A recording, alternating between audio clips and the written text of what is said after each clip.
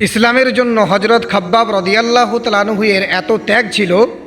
তিনি ছিলেন জাহিলি যুগের একজন কীর্তদাস। তাকে কিনেছিলেন মক্কার এক মুশরিকা নারী উম্মে আনমার। খাব্বাব রাদিয়াল্লাহু তাআলা আনহু ছিলেন ইসলামের শুরুর দিকের সাহাবীদের মধ্যে সবথেকে শ্রেষ্ঠ সাহাবী। তিনি প্রকাশ্যে ইসলাম গ্রহণের ঘোষণা দিয়েছিলেন আলহামদুলিল্লাহ, যা মক্কার কাফেরদের আর সহ্য হলো না।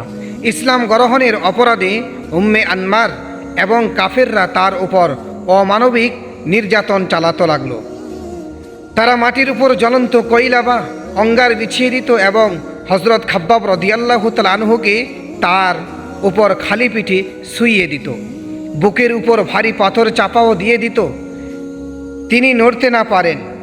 তার পিঠের চামড়া ও চর্বি গলে গলে গলে গলে গিয়ে তার আগুন নিভে যেত।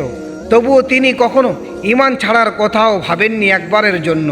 উম্মে আনমার তার দোকানের কামারশালার লোহা গরম করে তার মাথায় ছেকা দিত।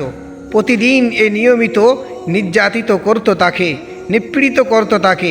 একদিন খাব্বাব রাদিয়াল্লাহু তাআলা আনহু রাসূলুল্লাহ সাল্লাল্লাহু আলাইহি ওয়াসাল্লামের কাছে গিয়ে তার কষ্টের কথা জানিয়ে এলেন এবং দোয়াও চাইলেন।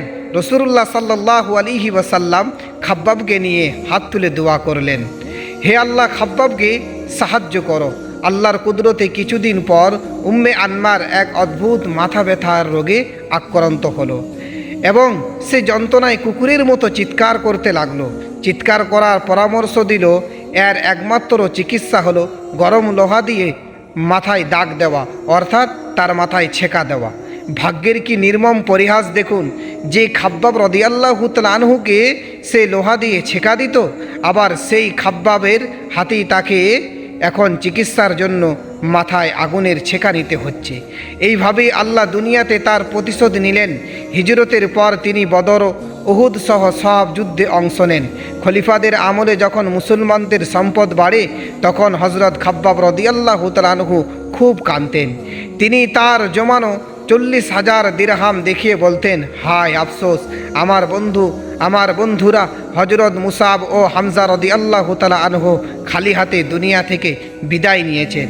তারা তাদের প্রতিদান পুরোটাই আখিরাতের জন্য রেখে গেছেন, আর আমি ভয় পাচ্ছি আল্লাহ হয়তো আমাদের কষ্টের প্রতিদান দুনিয়াতেই দিয়ে দিচ্ছেন।